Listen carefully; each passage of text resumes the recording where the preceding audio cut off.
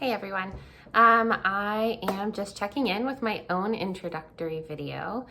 So thank you all for your submissions. It's really good to kind of put some faces to some names, and I hope we'll do a lot more of that this semester. My name is Heather Scaza Acosta. I will be your instructor for environmental program evaluation this semester. So this video will sort of serve as my introduction, but also I'll probably post it at the top of our page so that you can come back to it if you need to, because at the end I'll talk a little bit about how I see the course going, and that is kind of evolving as my thinking evolves once I'm, kind of reading through who you are, what programs you're interested in, how, what your experience with evaluation might be. So stay tuned for that. And so a little bit about me. I am in my 5th year at FGCU. So I came here in the fall of 2016 from Las Vegas, Nevada, which is where I completed my graduate work.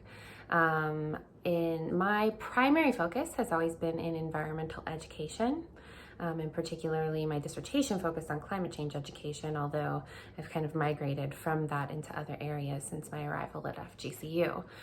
Since 2017, I served sort of a dual role. So my role was always one of partnership between the Conservancy of Southwest Florida and FGCU. It was set up that way, it was advertised that way. That's what really attracted me to the program. But since 2017, I also served as the Conservancy's Director of Education. So why that's relevant here is because not only have I looked at program evaluation from the academic side, but also I've looked at it from the very practical side of, are we doing what we say we want to do in these education programs that we're implementing at the Conservancy. And I've also had some really strong on-the-ground experience with what makes program evaluation so challenging sometimes. It always seems to be the thing that we don't have quite enough time for, quite enough expertise for. Are we really doing it in a meaningful way? So we'll get to talk through all of that stuff as you guys dive into your own projects. So that'll be really exciting. Let's see. What brought me to program evaluation in particular? So my background, like I said, is in environmental education, and particularly in developing assessments, surveys. I've conducted focus groups, things like that. So that's kind of what brought me into the role of instructor for this course, although this is my first time teaching it. So it's sort of an ever-evolving level of expertise for me to say, okay, how do we best support students through developing their own expertise in this process? So I'm really trying to listen, engage you all in conversation, and especially now that we're in this virtual world, although this course has always been taught virtually, now that we're in this virtual world, how do we maintain some sense of community even though we aren't seeing each other face to face, which frankly would be my preference, but this is the world we're in now, right? Stay tuned for some new ways that I hope we can kind of talk to each other more, engage with each other more in the online platform without being too taxing on your individualized schedules. So I'm also trying to be very cognizant of the fact that this is an asynchronous course.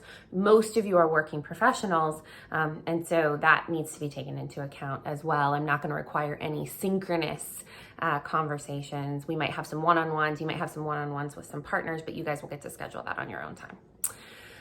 The thing that is not about work, or research or environmental evaluation. I am a mom to 2 boys. So August is 7, Wilder is 2. It's a constant chaos in my house. Up until 2 weeks ago, we were also managing August's schooling at home in collaboration with a partner family of ours. So he has gone back to in-person school, which presents its own sort of set of risks and challenges, but we're sorting through that. That feeds a little bit into one thing that I have to say about the course, which is we're going to get into this cycle of sort of when things are posted and when things are due. Now that we are managing all of these weird schedules in family and in our professional life, sometimes that means I am working in the evening. So the way that I will sort of set up the schedule for the course, I'll post assignments on Monday. In some cases, that might mean it's very late on Monday, but you'll have it on Monday, it'll be due on Sunday, and we'll sort of repeat that on a weekly basis. One thing I've learned from these first 2 weeks is that I think I'd like to do a little bit more video time, a little bit more instructive time, and then provide you all with the resources to explore. I think we're getting the hang of the Google tools. We'll see if those continue to serve us throughout the course of the semester. And I would like to incorporate some more ways for you all to provide feedback to each other. So really think about it on a posted Monday, due on Sunday schedule. I'm very open to conversation. If you don't see something posted that I said would be posted, just reach out to me and let me know. Sometimes it's simple as I didn't click a button that I was supposed to click to reveal it to you all. So just keep me posted on those things. Other than that, I'm really happy to start to get to know some of you and start to get to know some of you more.